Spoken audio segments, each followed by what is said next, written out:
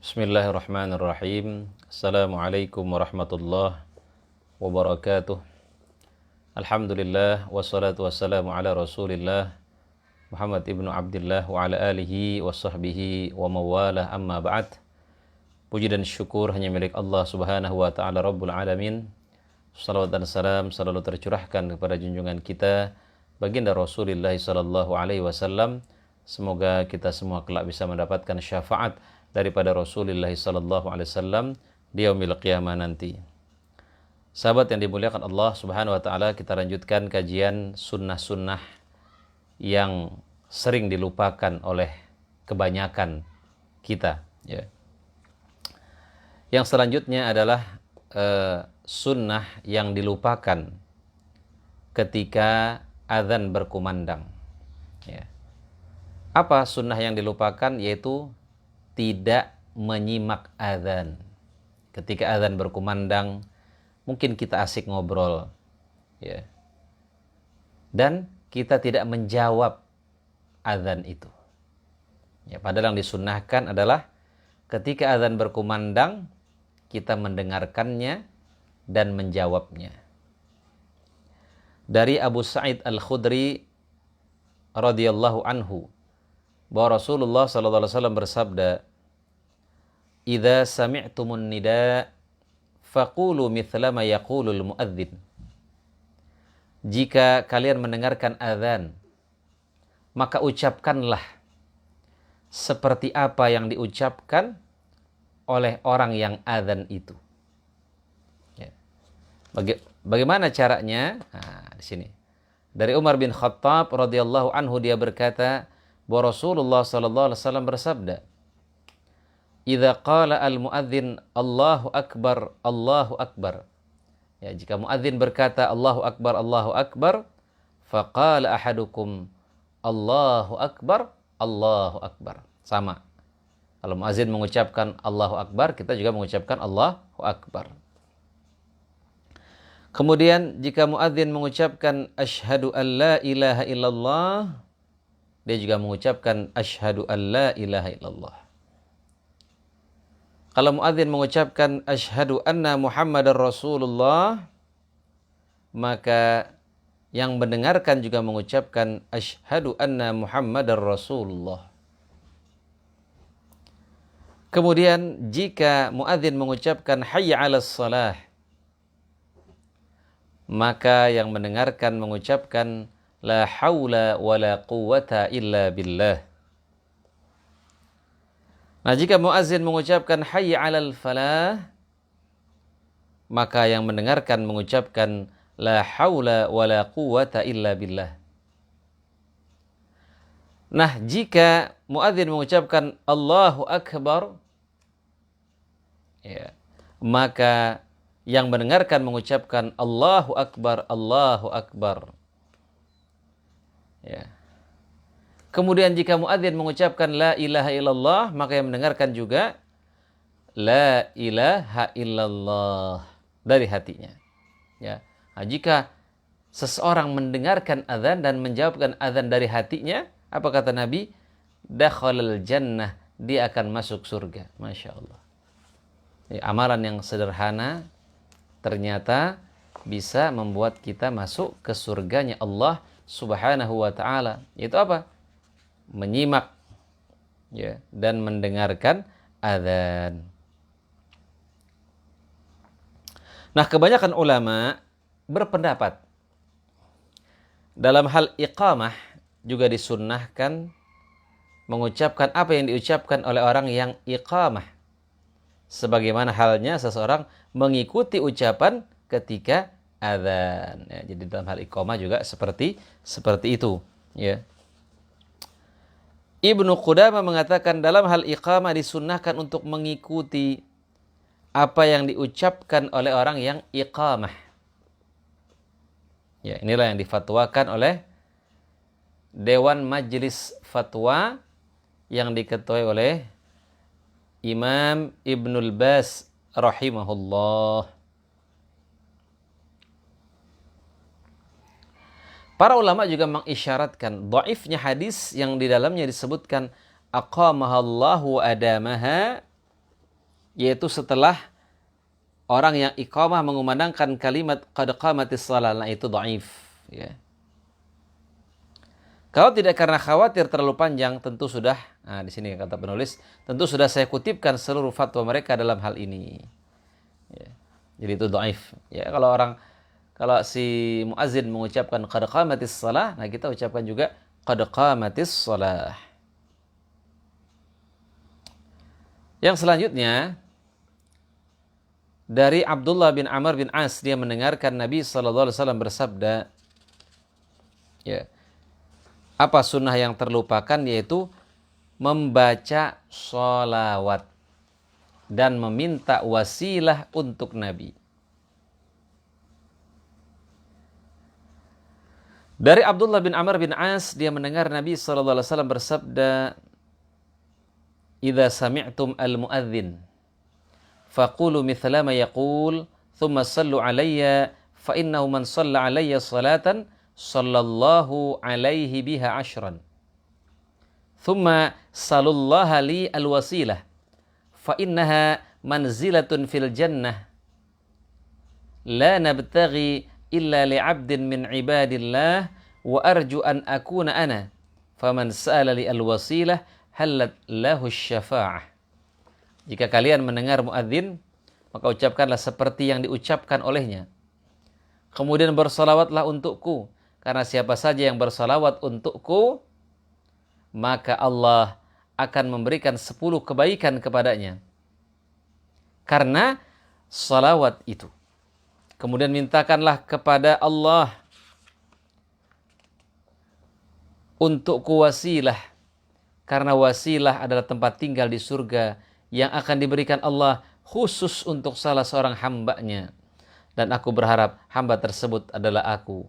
Siapa yang meminta wasilah untukku, maka dia mendapatkan syafaat dariku. Nah, bagaimana doanya? Ya. Ini doanya diucapkan setelah azan. Ya. Dari Jabir bin Abdullah, bahwasanya Rasulullah bersabda, man qala hina yasma'un nida, siapa saja yang setelah mendengarkan azan dia berdoa, Allahumma rabb hadhihi da'wati tamah was salatil qa'imah ati Muhammadanil wasilata wal fadilah wa ba'athu maqaman mahmuda alladhi wa'adtah halat lahu syafa'ati yaumal qiyamah.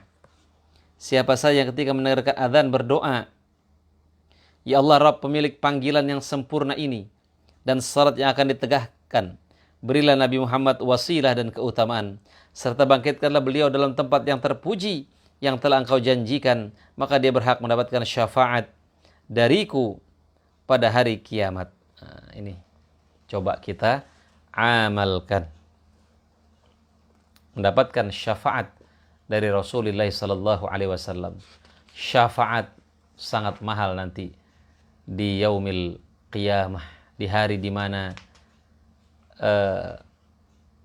yafirul mar'u min akhih, seorang lari daripada saudaranya, wa ummihi wa abih, dari bapak dan ibunya. Nah, ketika itulah kita membutuhkan syafaat Rasulullah sallallahu alaihi wasallam agar kita bisa memasuki surganya Allah Subhanahu wa taala.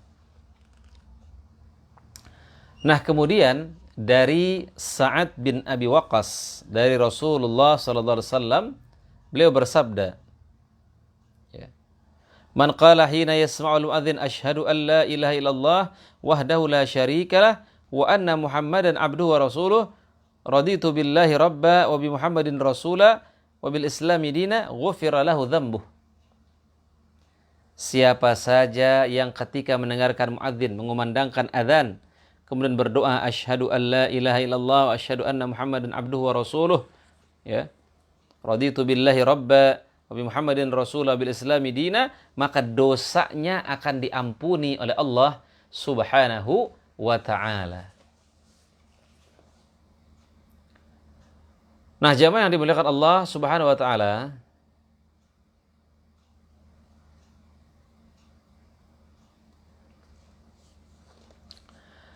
kapan doa itu diucapkan, ya, yang tadi kita bahas, ya. Nah, di sini dijelaskan mengenai kapan waktu doa atau zikir itu diucapkan. Apakah pada saat di tengah-tengah muazin mengucapkan kalimat asyhadu an la ilaha illallah, atau ketika muazin mengakhiri azannya dengan ucapan la ilaha illallah. Ya. Kemudian orang yang mendengarkan azan itu mengucapkan wa ana asyhad, aku juga bersaksi. Nah, di sini ada dua pendapat ulama dalam hal ini. Yang pertama, doa atau zikir tersebut diucapkan ketika muadzin sedang mengumandangkan azan, yakni di tengahnya. Ya. Inilah yang diisyaratkan oleh An-Nawawi dalam Syarah Muslimnya, meski tidak disebutkan secara jelas. Ya. As-Sindi menyebutkan dalam catatan kaki sabda Nabi sallallahu alaihi wasallam, yaitu hina yasma'u nida, ketika mendengarkan muadzin, yaitu saat muadzin mengucapkan kalimat asyhadu an la ilaha illallah. Maka ucapan orang yang mendengarkan azan itu wa ana asyhad, aku juga bersaksi.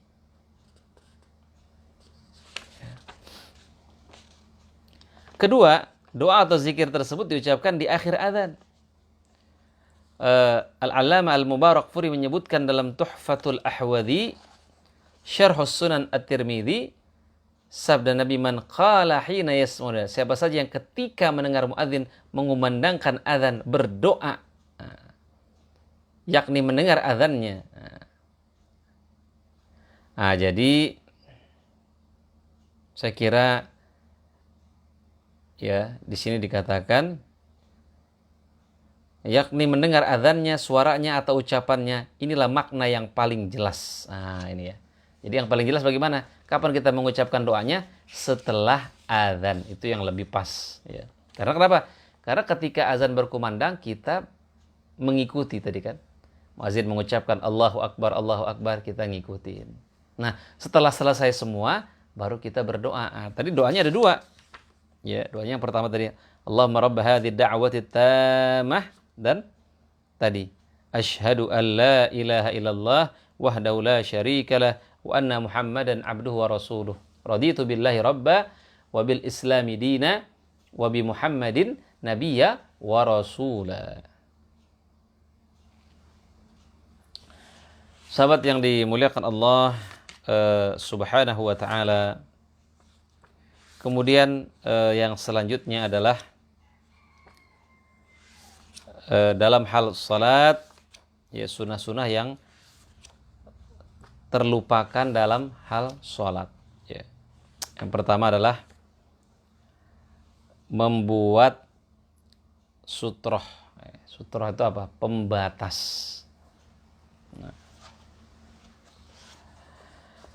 Nah,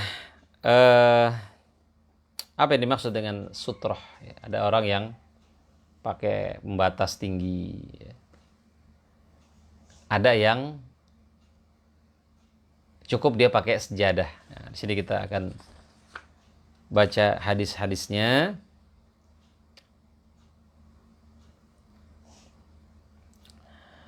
Sebenarnya memakai sutroh, ya. Memakai sutroh itu hanya sunnah. Ya, kalau memang memungkinkan atau di masjid itu ada, ya kita pakai sutroh. Supaya apa? Kalau kita sholat, ya, terus orang lewat tuh aman, gitu ya. Tidak mengganggu. Ya, paling nggak ada batas, ya. Di sini dijelaskan, ya, ada beberapa hadis dan athar sahih yang menyebutkan disyariatkannya membuat sutroh saat hendak mengerjakan sholat. Di antaranya dari Ibnu Umar, bahwasanya Rasulullah bersabda, jika di antara kalian sedang mengerjakan salat, maka janganlah membiarkan seorang lewat di hadapannya tanpa dicegah. Jika dia memaksa terus, maka lawanlah dia, karena dia bersama dengan qarin. Ya. Jadi kalau kita lagi salat, ada orang yang lewat, kita cegah dia. Ya, pakai tangan kita. Kemudian dari Musa bin Talhah, dari ayahnya, dia berkata, jika seorang di antara kalian telah meletakkan benda atau barang di depannya setinggi kayu, maka bagian belakang pelana, maka syaratlah dan tidak perlu menghilaukan orang yang lewat di belakang benda itu. Nah, jadi ya, boleh ditaruh benda. Walaupun ada sebagian masjid yang sudah menyediakan ada tulisannya sutroh, yaitu bagus, sunnah. Supaya apa? Orang tidak ngelewatin kita. Kemudian dari Abu Dzar radhiyallahu anhu, dia berkata bahwa Rasulullah bersabda, jika di antara kalian akan mengerjakan salat, maka hendaklah membuat sutroh setinggi kayu bagian belakang pelana di depannya. Jika dia tidak membuat sutroh setinggi kayu bagian belakang pelana di depannya, niscaya salatnya akan diputus oleh karena lewatnya keledai, wanita, dan anjing hitam. Ya. Kemudian dari Ibnu Umar radhiyallahu anhu, apabila Rasulullah hendak keluar mengerjakan salat Id, beliau menyuruh mengambil tombak, kemudian benda itu ditancapkan di depannya. Lalu beliau mengerjakan salat seraya mengarah ke tombak itu. Juga orang-orang di belakang beliau, inilah yang biasa beliau lakukan, meletakkan sutroh ketika mengerjakan salat dalam perjalanan. Dan inilah kemudian tradisi tersebut dilanjutkan oleh para pemimpin khalifah setelah beliau. Al-Hafiz Ibnu Hajar menyebutkan dalam Fathul Bari, dalam hadis Ibnu Umar terdapat petunjuk mengenai konsistensinya Nabi melakukan hal itu. Yakni ucapan Ibnu Umar setelah menyebutkan sejenis kayu atau tongkat, inilah juga yang biasa beliau lakukan ketika mengerjakan sholat dalam perjalanan. Ya, tapi kalau kita berjamaah di masjid ya nggak perlu, ya nggak perlu pakai sutroh. Ya, itu mungkin kalau kita misalnya kita masbuk, ya kita masbuk, kemudian kita ingin salat, nah itu kita pakai sutroh sunnahnya. Ya walaupun sebenarnya pakai sejadah aja cukup. Sejadah itu kan juga pembatas. Nah, tapi kalau memang ada sutroh, ada pembatas, ya kita bisa taruh apa ya? Apa mungkin kita taruh tas ya. Yang penting ketika orang lewat itu aman. Ya, orang bisa lewat di depan sutroh kita itu ya. Nah, jamaah yang dimuliakan Allah Subhanahu wa taala. Kemudian dari Abu Sa'id, dia pernah mendengar Rasulullah sallallahu alaihi wasallam, jika salah seorang di antara kalian mengerjakan salat seraya menghadap sesuatu yang bisa menghalangi orang lain untuk lewat, kemudian ada seseorang yang hendak melanggarnya, maka cegahlah semampunya. Jika dia bersikeras tetap melanggar, lawan orang itu karena dia adalah setan. Ya. Maksud lawan itu bagaimana? Lawan itu ya maksudnya cukup begini. Ya. Dicegah. Ya. Ini juga menandakan bahwa orang khusyuk itu bukan hilang ingatan. Ya. Sholat itu harus khusyuk, tapi khusyuk itu bukan hilang ingatan. Makanya di dalam salat misalnya kita dibenarkan membunuh binatang-binatang yang mengganggu. Boleh. Seperti tadi ada orang lewat, boleh kita cegah. Bahkan Said Sabiq mengatakan al-haraka al-yasira la tubtirus shalah. Gerakan sedikit tidak membatalkan salat. Ketika kita salat misalnya handphone nyala, nah, boleh kita angkat terus kita matikan ya, bukan kita jawab. Bukan kita katakan saya lagi sholat, tidak, itu batal sholatnya. Tapi kita matikan boleh. Daripada mengganggu jamaah yang sedang sholat. Jadi gerakan sedikit tidak membatalkan sholat. Ya. Kemudian dari Sahal bin Sa'ad dia berkata, jarak antara tempat sholat Rasulullah dan dinding di hadapan beliau adalah seukuran tempat lewatnya seekor anak kambing.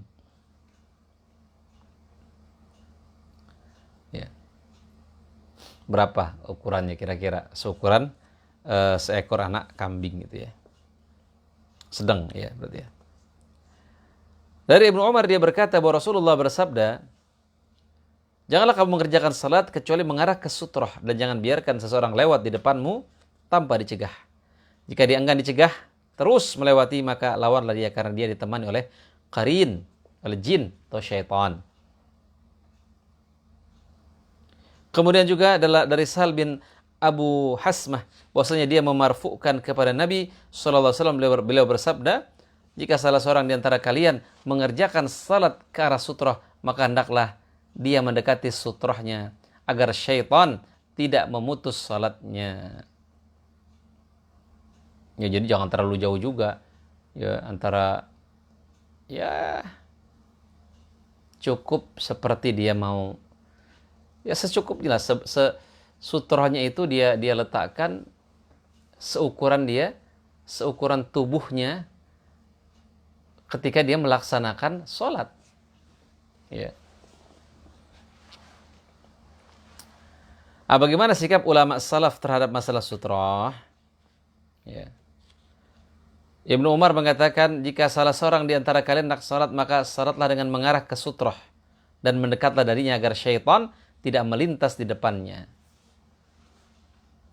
Dari Nafi' Maula Ibnu Umar, dia berkata, kana Ibnu Umar radhiyallahu an idza lam yajid sabilan ila sariyah min sawaril masjid qala li wallini dhahrak. Apabila Umar tidak menemui tiang masjid untuk dijadikan sutrah, dia berkata, balikanlah punggungmu untukku untuk dijadikan sutrah.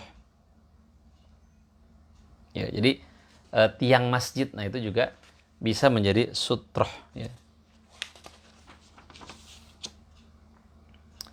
Dari Qurrah bin Iyas, dia berkata, Umar melihatku tengah mengerjakan salat di antara dua tiang masjid. Kemudian dia memegang pundakku, lalu mendekatkanku kepada salah satu tiang masjid itu sambil berkata, salatlah ke arah tiang itu.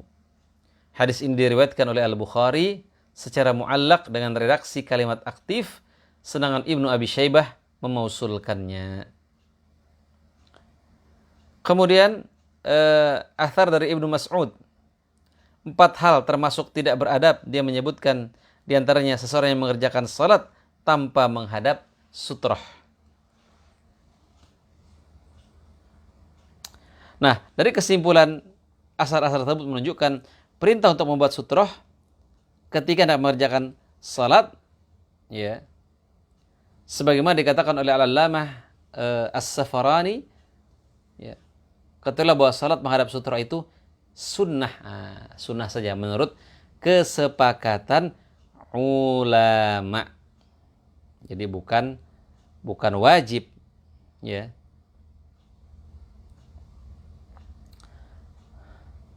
Imam Ibnu Khuzaimah mengatakan riwayat-riwayat ini semuanya sahih sesuai dengan perintah Nabi agar orang membuat sutrah dalam salatnya. Dari Imam Ahmad bin Hanbal mengatakan, suatu hari Abu Abdullah, yakni Imam Ahmad, melihatku sedang mengerjakan salat tanpa ada sutrah di depanku. Saat itu aku bersamanya tengah berada di dalam masjid jami'. Kemudian dia berkata kepadaku, gunakanlah sesuatu sebagai sutrah. Lantas aku menjadikan orang yang berada di depanku sebagai sutrah. Jadi boleh juga menggunakan orang yang di depan untuk pembatasnya. Al-Allamah Albani berkomentar, di dalam riwayat tersebut terdapat isyarat dari Imam Ahmad bahwasanya tidak ada perbedaan dalam membuat sutrah baik di dalam masjid kecil maupun besar. Inilah pendapat yang benar. Sunnah inilah yang banyak dilalaikan oleh orang-orang yang mengerjakan salat, baik itu para imam masjid maupun yang lainnya, di setiap negara yang pernah dikunjungi oleh si penulis ini. Ya. Nah, jadi jamaah yang dimuliakan Allah Subhanahu wa ta'ala, itu mungkin ya yang bisa saya sampaikan. Mudah-mudahan besok bisa kita lanjutkan kembali kajian ini. Itu saja mungkin yang bisa saya sampaikan. Kita tutup dengan doa kafaratul majlis. Subhanaka Allahumma bihamdika asyhadu an la ilaha illa anta astaghfiruka wa atubu ilaik. Assalamualaikum warahmatullahi wabarakatuh.